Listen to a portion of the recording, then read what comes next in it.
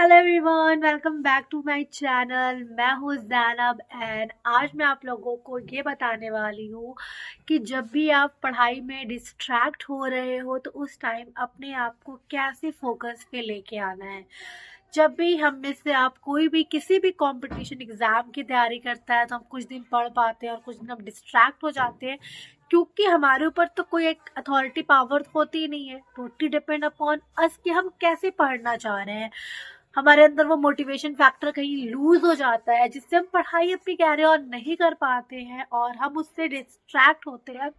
तो आज उसी के कॉन्टेक्स्ट में मैं बात करने वाली हूँ कि अगर जब भी आपको ऐसा लगे कि आप अपने गोल से डिस्ट्रैक्ट हो रहे हो, जैसे कि मैं नेट एंड जेआरएफ क्वालिफाइड हूँ और इस चीज़ का मैंने भी पर्सनल एक्सपीरियंस किया है। क्यों पढ़ते पढ़ते हम थोड़ा सा टायर्ड हो जाते हैं, हम डिस्ट्रैक्ट होने लगते हैं, हमारी एक दिन पढ़ाई छूटती है तो फिर वो 4 से 5 दिन छूटती रह जाती है ना। तो ऐसा होता है।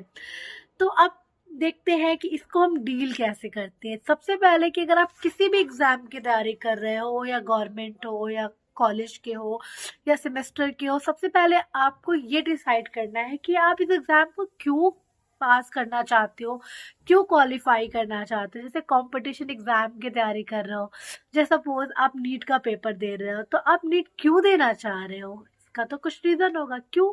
क्योंकि आपको डॉक्टर बनना है। तो डॉक्टर बनने के लिए एक प्रोसेस है, नीट का एग्जाम देना है वो एक प्रोसेस है। उसके बाद तो आपका एक अच्छा रिजल्ट आने वाला है, ठीक है। सो अपने गोल को हमेशा याद रखो, क्योंकि इस एग्जाम के बाद you are going to change your life. जब आपके माइंड में ये होगा ना कि ये एग्जाम मेरी लाइफ को चेंज करने वाला है, ये एग्जाम से मेरा लाइफ में मैं एक स्टेप आगे चला जाऊंगा, तो डेफिनेटली सडनली मन में आएगा चलो नहीं नहीं नहीं, पढ़ाई करेंगे पढ़ाई करेंगे। क्योंकि वो एक अंदर से एक फैक्टर निकल के आएगा कि नहीं करना है, क्योंकि ये एग्जाम मेरी लाइफ को चेंज करने वाला है। सो हमेशा अपने गोल को याद रखो कि क्यों करना चाहते हो। बस गधे की तरह पढ़ते नहीं रह जाना कि बस पढ़ रहे हैं, क्यों पढ़ रहे हैं मला मालूम ही नहीं है पढ़ क्यों रही हूँ, ठीक है। बट नहीं, हमेशा अपने गोल को याद रखना है मन में, ठीक है।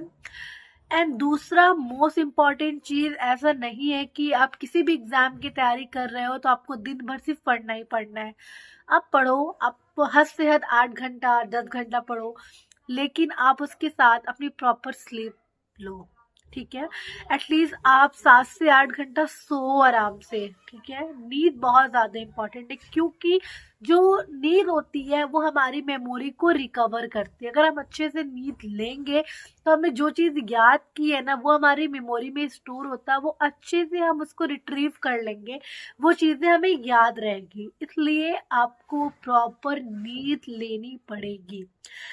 एंड थर्ड चीज, अपने हेल्थ का ध्यान रखो, ठीक है। अगर आप चाहते हो कि आपका मन डाइवर्ट ना हो, आपकी चीजें आपकी पढ़ाई हमेशा फोकस पे रहे, तो अपनी डाइट का बहुत अच्छे से ध्यान रखो। अवॉइड करो बाहर का खाना खाना, तेल मसाले वाली चीजें खाना, जो खाते हो उसको अवॉइड करो। ऐसा नहीं कि बाहर गया कुछ भी खा ली, क्योंकि वो सारी चीजें हमें बहुत ही अंदर से ना अच्छा फील नहीं कराती। जब हम अंदर से अच्छा फील नहीं करेंगे तो हम अपना माइंड प्रॉपर यूज नहीं करेंगे।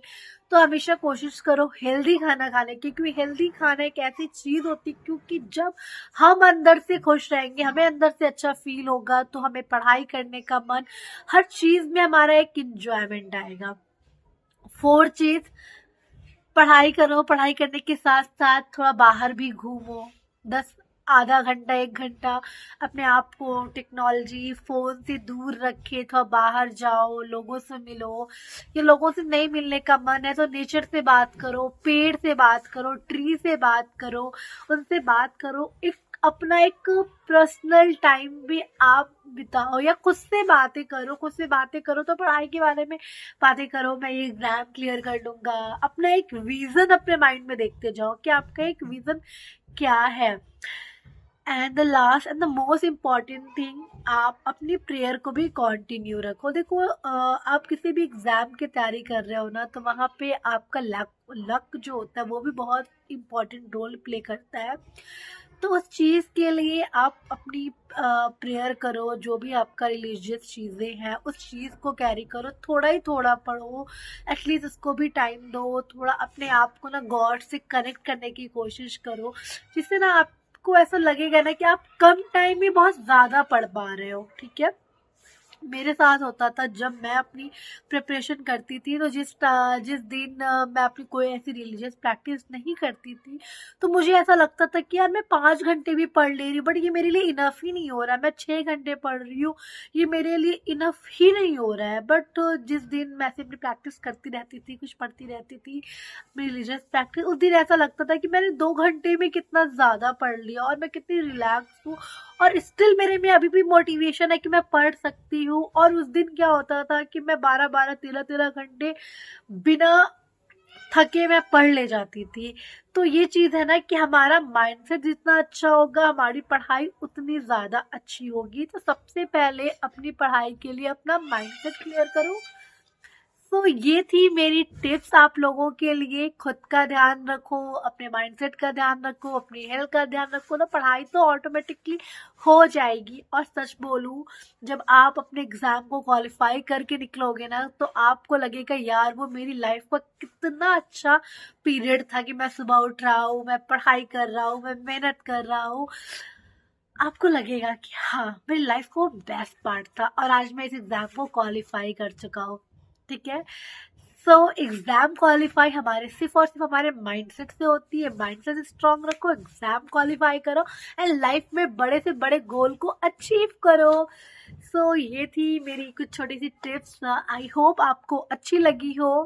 तो अगर अच्छी लगी हो तो मेरे चैनल को सब्सक्राइब करना, एंड डेफिनेटली मैं नेक्स्ट वीडियो में और भी अच्छी चीज़ें लेके आऊँगी आप लोगों के लिए। Thank you, bye bye.